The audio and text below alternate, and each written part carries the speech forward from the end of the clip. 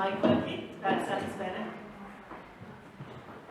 A warm welcome to you all, and I am honoured, on the Ambassador's behalf, to welcome you here to the British Embassy today for what I think is going to be a really interesting panel discussion, and will kick off the NATO season in Ankara this summer.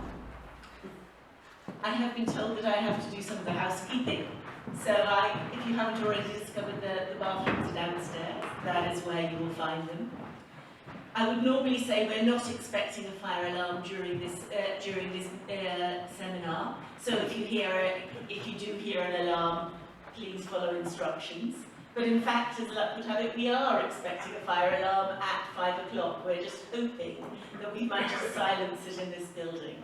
So should you hear an alarm at 5 o'clock, please don't be concerned. And finally, I would like to emphasise that we have an amazing panel here with unparalleled insights into the upcoming summit, but they have agreed to speak under Chatham House rules. And for those of you who don't know what that means that you can quote anything that is said in this seminar and use it to inform your own analysis and reporting, but you must not say who was on the panel, and you must not attribute any of the remarks that are made today to any individual. So, particularly our brethren of the press today, who I think are very well accustomed to Chatham House rules, thank you in advance for observing those. Then, without ado, I would like to hand over to Mr. Özgür Ünlühisar, Managing Director of GMF South and Wider Europe, who is our moderator today, and has a fantastic Washington in 2024 was about long-term support to Ukraine.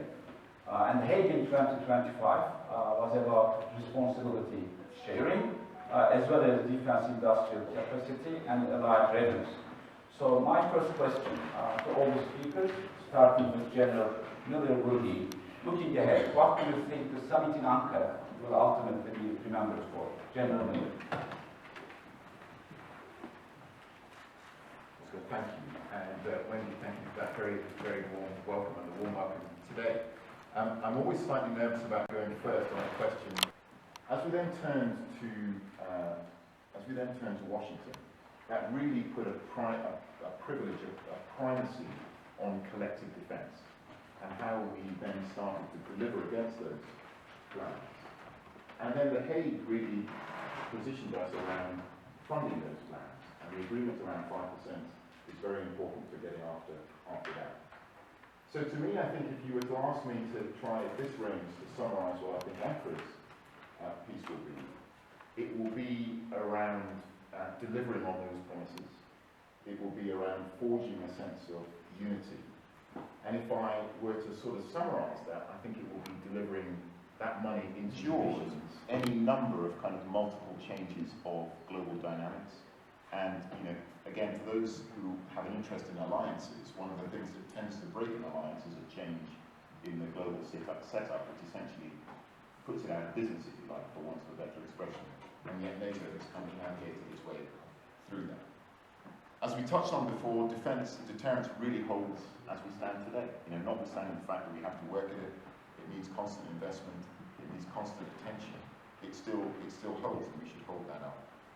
Investment, by any measure, is up really sharply. I think the latest statistics have it up something like 20% for non-US allies over the course of 12 months. I think if NATO invests more in Ukraine in the future, Ukraine might be able to roll back the Russians. The second question is to Monsieur Quintet. He spoke of how much NATO had to learn from the Ukrainian army. I wondered if the summit might envisage more training, something like the Ukrainians training NATO forces, or something more in the form of formalizing Ukraine's relationship to NATO. I know Putin would jump out at